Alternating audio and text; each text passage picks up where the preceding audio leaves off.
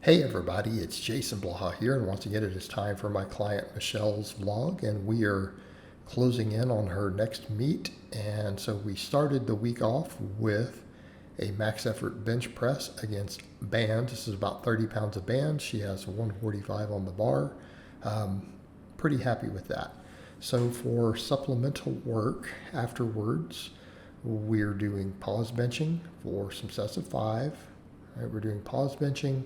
We do barbell rows, we do chin-ups, we do JM presses. And we're keeping it pretty simple. Like, I'm taking her other smaller exercises out because we're so close to meet. I'm not worried about doing things like laterals and front raises and stuff.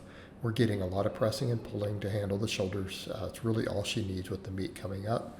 So again, I'm keeping it very, very simple, but we are doing a fair amount of back work here, and I am working it from 2 different angles, and I am having her add some of these in because I want more posterior chain. I want better carryover to her deadlifts, because I do feel like her deadlifts need the most work in terms of her total.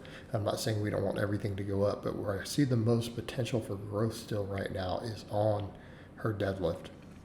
And so I want a few other things that have some carryover. So I'm having her do a little bit of rowing like this to just isometrically train the primary movers of the deadlift.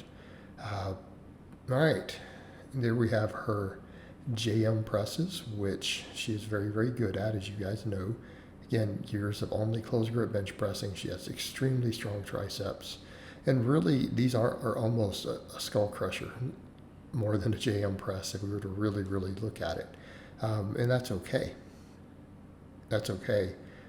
Some people's JM presses do more pressing and a little less skull crusher. She does a lot more skull crushers. It's a very strict version, yet she's still using weight added to a 45-pound bar. So again, very happy with that as a coach. I like that. I like to see that. In fact, I may even start doing a little bit more of that myself. Right? I've actually considered that myself.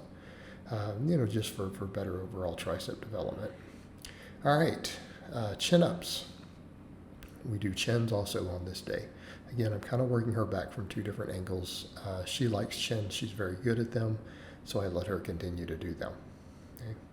Again, one of her strong points. All right, max effort squat day. She did a pause squat, and we got 245 on a pause squat, keeping in mind her back squat's around 265 for her normal back squat. So 20 pounds lighter for a pause squat. Pretty happy with that, right? Well, in this case, it was to pins, not really a pause squat. We went to pins, I forgot. Sorry about that, I misspoke. But again, happy with that. All right, for supplemental work afterwards, then we did some pause squats. Again, I just want her to work on getting faster out of that bottom position. It's where I feel that she needs a lot of work on her squatting. Again, making sure that she can hit depth, making sure that she's powerful coming out of the bottom when hitting depth. So we're using these to accomplish that. Sorry about that, it's a little loud in here. It's been storming lately, and so my uninterrupted power supply is kind of clicking back and forth between the battery and the wall. I don't know what's up with that. It's the popping you're hearing in the background. But we should be good there. But it might be a little loud. It may not quit. So I'm going to keep doing this voiceover in spite of it. All right, so after the pause squats, we have leg presses. And she's doing these single leg right now, mainly because we can't really get a lot of width on this thing. So when I have people do leg presses, my lifters, I really like them to be able to get wide if we're going to get the best squat carryover. And she's stuck on a really narrow sled, not the best design for a leg press. I'd like to see a much bigger one. So because of that, I'm having her do isolateral leg work. Right? They're doing it single leg. Also, I have a lot of my really strong lifters do these one leg for a lot of phases. And people would say, why? Well, because you have to load so many plates on. Like, for me, for example, when I used to do leg presses many million years ago, going to be accused of lying right there, called an exaggeration. There's a difference, guys. I would put 20 plus plates on the thing. Right? That is such a pain in the butt to load and unload. You can just do them one leg. Do them with one leg. How much easier is that? All right. She finishes off every workout, of course, her lower days with glute ham raises and reverse hyperextensions. Why? Because it's hard to go wrong with these movements. I feel like these are two of the exercises that personally are responsible for building my deadlift up to what it is. All right. And it makes sense. What are the primary movers in a conventional deadlift? Glutes and hamstrings. Everything else is kind of secondary, and I'm not saying the other muscles don't matter. I'm not saying lats, erectors, traps, all that stuff will not help your deadlift, because they will. But when push comes to shove, glutes and hamstrings are the primary movers. They generate most of the force involved with lifting the weights. The rest of the muscles have more of a support nature. They have a energy transfer nature. A lot of times they're there to help you maintain the best bar pass so that you can use the glutes and hamstrings to keep moving it. And if they're weak, you're not going to have the tightest bar path possible, and it's going to make the lift harder. Make it harder for your glutes and hamstrings to do their job. So they matter, but ultimately just the sheer brute strength of it comes from those, and then quads. Like quads would be a third behind that. But most of us are doing lots of quad work and squatting, so it's not as big of a deal.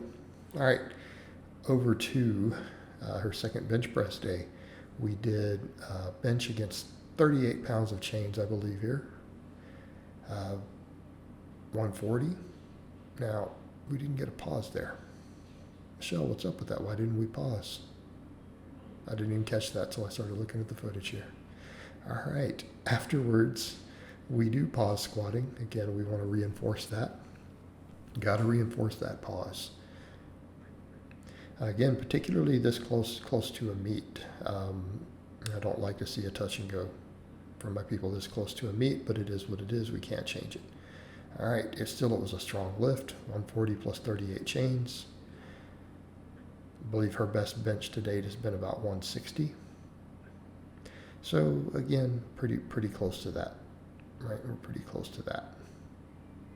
Now, some people might argue with me on that. I know a lot of coaches who will say, oh, that touch and go doesn't matter against chains because the bottom isn't the weak link anyways. I get that, but we need to be thinking in terms of from a practice perspective. All right, then we have her tricep work here. And again, look at that range of motion on the tricep there. Her triceps are just insanely strong. They're insanely strong. Again, this is really more of a skull crusher than anything. But yeah, again, that's impressive. And I'm saying that as a coach, for one of my lifters, I'm impressed with that. You don't see that many women, drug-free women who have that sort of tricep strength. She's put in a lot of work there. All right. I forgot what we got there. 285 plus 45 bands, I believe. Yep. Pretty good. Means throw the knee up, we're locking 330 against those bands. I'm very happy with that. Okay, because I want her to hit a minimum of 315 coming into this meet. Maybe for a second attempt. All right, afterwards, deficit deadlifts. An exercise near and dear to me. I'm a big fan of the deficit deadlift. Most people know that, and they know why. Again, the additional range of motion helps us with rate of force production, and it helps with hypertrophy because we're taking some of the muscles to a slightly longer lengthened position. All right, and then we finish up with, you guys guessed it, glute ham raises and reverse hyperextensions. Again, two of the best posterior chain exercises ever. They both put you into traction. They really shouldn't be optional. These devices should be at every gym, in my opinion. All right, guys, but that's really all I have to say on that today. I hope it's been informative, and I will talk to you guys next time.